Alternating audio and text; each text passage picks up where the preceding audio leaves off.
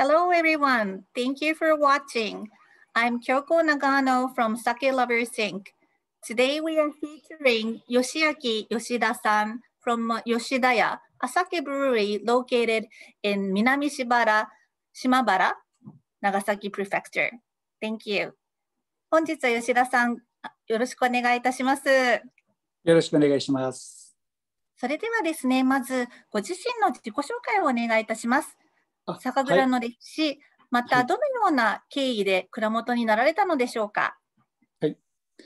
うちの酒蔵は吉田屋と申しまして、大正6年、1917年に創業をしております。日本酒を作っている酒蔵なんですけども、そこの4代目として跡取りとして生まれましたので、そのまま、この酒蔵を、継いでおります。よろしくお願いいたします。よろしくお願いいたします。ありがとうございます。もう次の質問なんですけれども、長崎エリアのお酒の特徴はありますでしょうか。また他の都道府県のお酒との違いは何でしょうか。また蔵元のお酒が他のところと違うことはありますでしょうか。そちらの方をご説明いただければと思います。はい、長崎県の酒蔵ということなんですけれども、長崎県は自然の豊かなところでして、特に島原半島はお米も昔からよく取れるところだったので、自然と酒蔵が割と多い地区だったと思います。長崎県っていうと今あんまり日本酒のイメージはないと思うんですけれども、昔は、かなり酒蔵の件数も多くて日本酒を作っているところは結構多かったと思います。で、長崎県の特色としてはやはり何て言うんでしょうね、少し、甘いお酒が昔は多かったみたいで、シュガーロードと言われるようにお砂糖の昔から長崎南蛮貿易をしてましたので、砂糖とかそういったものが割と入っているところでしたので、そういうシュガーロードという佐賀と佐賀福岡の方へ行く道があったと呼ばれる道があったというくらいなので、そういった意味で少し甘めのお酒が昔から多かったようには思います。で、うちの酒蔵の大きな特色としては昔ながらの羽木絞りという伝統的な技法を用いてお酒を絞っています。で、これはもう全国でも残っているところが数軒しかないという非常に珍しいものです。それと同時に酵母は花酵母という東京農大の花から取った酵母という特殊な酵母を使ってお酒をしておりますので、それも非常に珍しいやり方だと思います。なので、花酵母で仕込んで羽木で絞るというところは日本全国でもうちだけしかやってないことなので、そういった意味では他との差別化というのはできているのではないかなというふうに思っています。ありがとうございます。以前、羽木絞りを見させていただきましたけれども、本当に8メートルぐらいで大きくて素晴らしいなと思いました。昔ながらの羽木絞りを使って絞られているということですごく特徴があって素晴らしい酒蔵さんだなというふうに私も思っています。3番目の質問に移らせていただきます。日本酒は日本の文化にとって重要だと思いますかっていう質問です。よろしくお願いします。はい。日本酒はやはり日本独特のやっぱりアルコールですので、やっぱり日本酒文化にとってとても大切なものだというふうに思っています。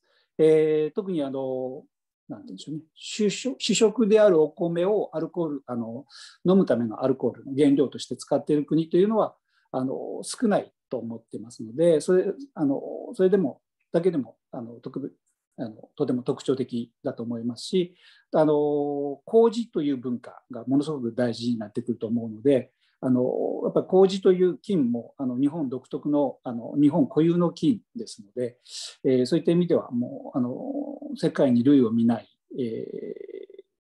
アルコール飲料だと思いますし、製法もそうですが飲み方もやっぱり食中酒として食事に合わせる飲み方で、そのために温めたり冷やしたりという行為を行うというのは日本の食にとってものすごく大切な文化だと思いますし、なので、とても大事な、日本酒の文化というのはあるんだと思います。ありがとうございます。次の質問なんですけれども、現在、酒蔵さんでは何人の方が働いていらっしゃいますでしょうか。そうですね、今3人ほど来てもらってるので、私と家内を入れると大体5人ぐらいでやってるような感じですかね。マックスで5人ぐらいですね。はい、ありがとうございます。美味しい日本酒を作る上で最も難しい仕事は何だと思いますか？そうですね、多分一番大事なのは、お米の処理、原料処理というところが一番大事なんだと思うんです。そのお米にどれだけ水を吸わせるかということがすごく大事だと思うんですね。それで麹を作る工程っていうのが一番難しいんだろうなというふうには思っています。ありがとうございます。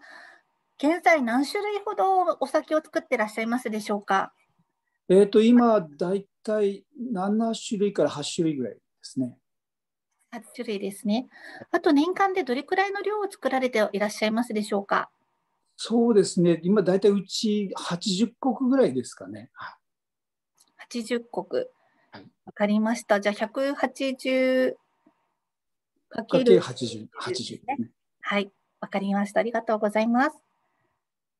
また、どのような酒米、酵母、仕込み水を使っていますか？その理由を教えてください。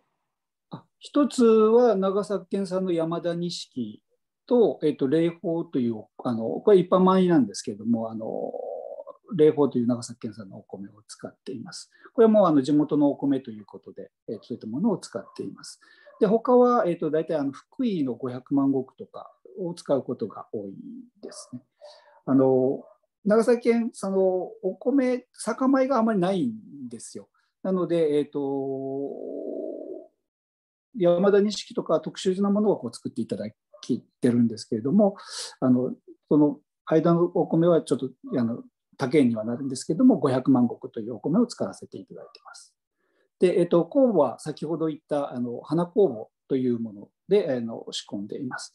いろんな花の酵母があるんですけれども、うちでは日々草、つるバラ、なでしこ、ひまわり、桜、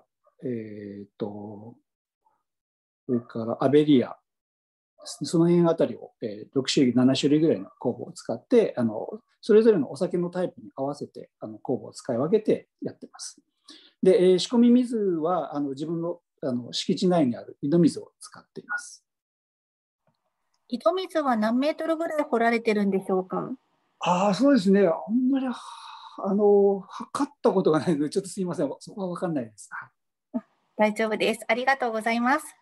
あとはですね、日本酒を飲んだことのない人たちに何か言いたいことありますか？まはい。た、知っておくと良いことや、どこから始めたら良いというようなアドバイスはございますでしょうか？そうですね。日本酒、日本独特の、飲み物だとは思うんですけれども、いろんな食事に合う今お酒が出てますので、ぜひ世界中の食事と合わせて飲んでいただいて見ていただきたいなというふうには思います。で、そうですね。どこから始めたらっていうのは、そうですね。飲みやすいお酒という意味では、多分香りとかが割とあるタイプのものが多分一般的には受けるのかもしれませんので、ぜひそういう吟醸系のものでこう飲んでみられると楽しさが広がるのかなと思いますけども、できればお燗をするようなお酒も飲んでいただいてみきたいなというふうには思っています。ありがとうございます。あとはですね、将来に何を望んでいらっしゃいますでしょうか。例えば、伝統的な生産を続けていくとか、あと、はい、より多くの人が日本酒を楽しんでほしいということ以外に、何かこう将来の展望のようなものがございましたら教えてください。将来の展望ですね。そうそうですね。ですね。はい。日本酒という独特の飲み物であるんですけれども、そうですね、飲んで楽しんでいただくというのが一番なことですし、この長崎の地で作ってるお酒を世界中の方に飲んでいただければ一番嬉しいかなというふうには思っていますけど。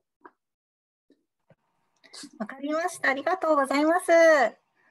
皆さんにもぜひぜひ、いつの日か吉田屋さんのところを訪問していただきたいなと思っておりますし、今後、クラウドファンディングの方でジャパントゥモローというのにも出しておりますので、ぜひ皆さん、そちらの方も参加していただければと思います。吉田屋さんの素敵な、羽木絞り等をオンラインでも拝見して、見ていただきたいなというふうに思っております。